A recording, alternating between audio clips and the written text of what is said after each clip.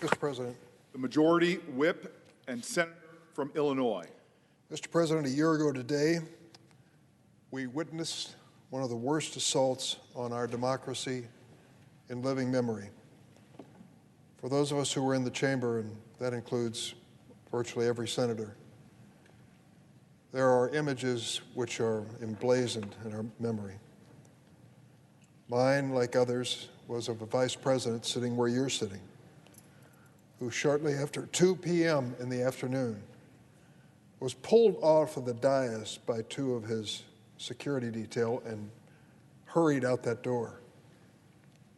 It's an unusual thing to happen under any circumstances, but while we are counting the Electoral College returns, it was amazing and unprecedented. Then they came up and the Capitol Police instructed us, stay in your desks. This is going to be a secure room. We're going to start bringing in all the staff and they'll be lining the walls here. We'll keep you safe.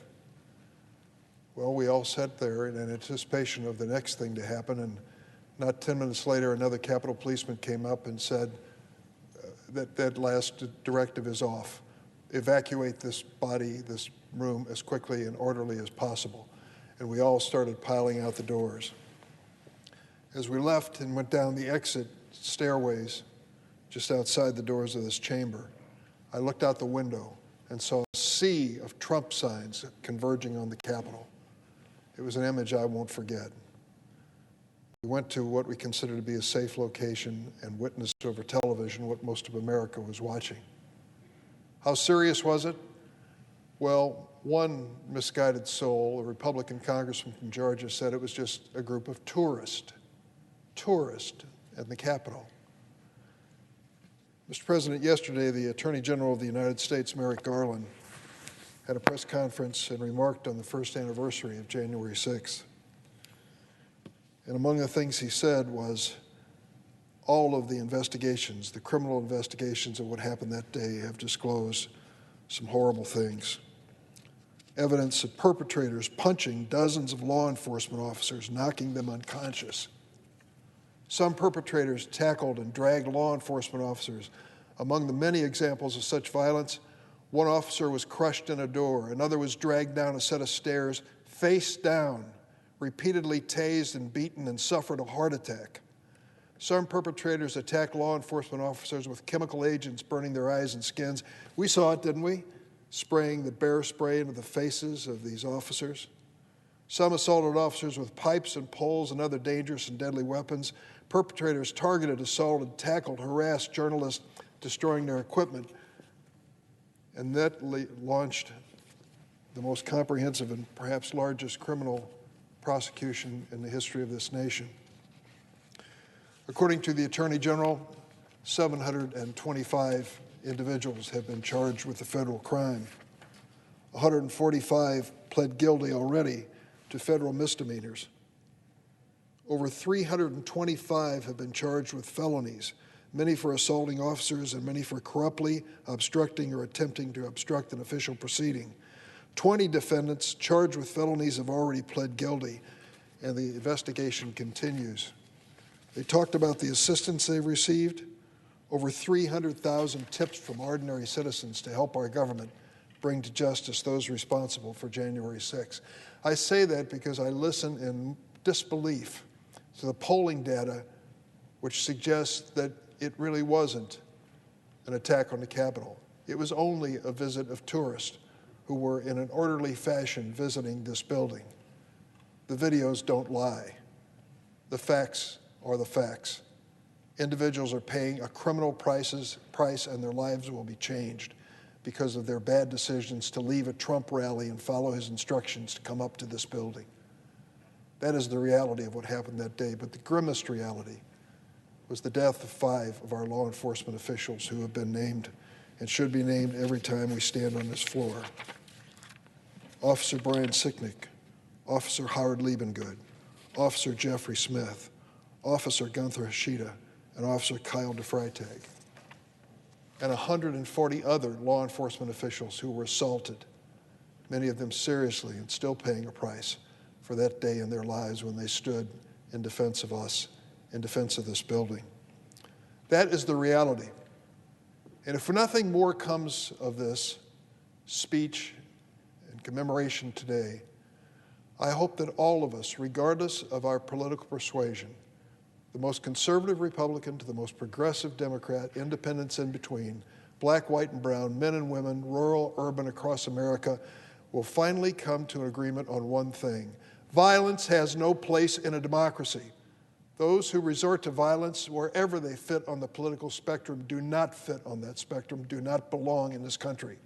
And what we saw a year ago today was violence unbridled, violence provoked by a former president of the United States. And many innocent people paid a price. I listened as the President and Vice President spoke this morning in Statuary Hall. It was a somber and meaningful occasion as they talked about what was at stake on January 6th and the challenge we face today. And I thought for a moment what a difference it would have made if, in fact, as the President spoke, Republican and Democratic leaders stood by his side. But that was not to be the case. You see, when the proposal was made for a bipartisan commission of Democrats and Republicans, commissions we've seen in the past for 9/11 and other events that marked our history, that was stopped by Senator McConnell, the Republican leader of the Senate, by the threat of a filibuster.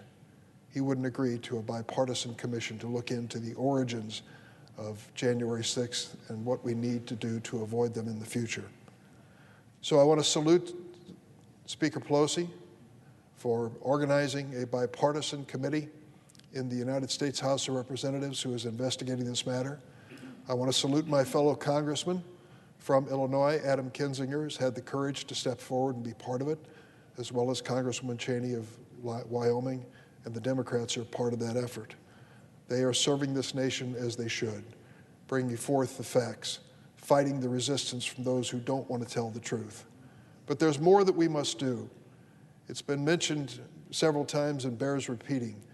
What is happening across America since January 6th is equally alarming to this assault on the Capitol. And that is the effort by dozens of states across the nation to restrict America's right to vote. To think of it, in that last election in 2020, we had the largest turnout in the history of the United States to cast votes in the presidential election. And the response by so many of these states controlled by Republican legislatures is to try to do their best to make sure that never happens again, to restrict the opportunity to vote for eligible Americans when we should be doing just the opposite. I've won elections and I've lost elections. And as long as they were fair elections, I accepted the results, and they all were. I was lucky. Sometimes I won, sometimes I lost. But I felt at the end of the day that they were fair elections. We should feel the same way about the election that occurred just last year before last, in 2020, with the election of Joe Biden as President of the United States. It was a fair election. It has been certified that way, not just by the election authorities in each state, but even by Donald Trump's Department of Homeland Security. And now we ought to take seriously what is about to occur with these states trying to restrict voting rights. I marvel at my colleagues on the Republican side who come to the floor and say, we have no right. We have no right to tell these states what their laws should be when it comes to elections. This little booklet is in each of our desks. I would commend to my colleagues, particularly on the Republican side, to consider opening it and consider reading Article 1, Section 4. I'd like to read into the record of the United States Constitution. The times, places, and manner of holding elections for senators and representatives shall be prescribed in each state by the legislature thereof, but the Congress may at any time by law make or alter such regulations except as to the places of choosing senators. Then you go further in and read the Bill of Rights and the amendments to the Constitution. The Article 15, Amendment 15, says the right of citizens of the U.S. to vote shall not be denied or abridged by the United States or any state on account of race, color, or previous condition of servitude. Section 2, the Congress shall have power to enforce this article by appropriate legislation. And yet Republican after Republican comes to the floor and questions how we could have the audacity to suggest that we're establishing standards so eligible voters across this country have an opportunity to vote. It is our constitutional responsibility to do it. And simply making that eligibility turn into an actual exercise of that right is consistent with our democracy. Mr. President, no other colleagues are here to speak today. I will close by saying this. What brought that mob to this Capitol was the inspiration of a former president who provoked them, incited them, and turned them loose on this building. And now we're led to believe that he sat back and watched on television as the events unfolded, doing nothing. Not picking up the phone, not calling on anyone to stop the violence, to stop the bloodshed, to stop the death that took place in this Capitol. He did nothing for hours until finally enough forces came in to reclaim this building. When I've seen the images, the photographs and the videos of people who were clowning in this chamber, posing for photographs, going through my desk and other desks and others, taking photographs with their phones, sitting in that chair, posed for pictures to send back home, it makes me sick to my stomach. This is a sacred place. It is not sacred because I serve here or anyone else does. It's sacred because it was built to be a symbol of this great nation. It was during the administration of a man from Illinois named Lincoln, who completed the Capitol Dome in the midst of the Civil War, so that this building would always be a symbol of the unity of our nation and the promise of our nation.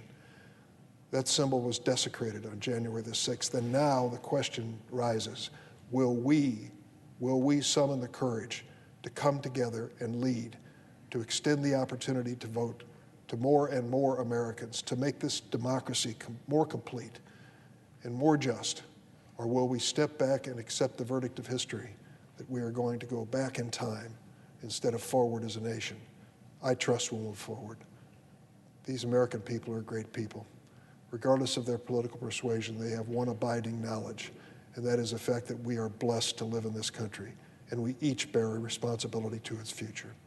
I yield the floor.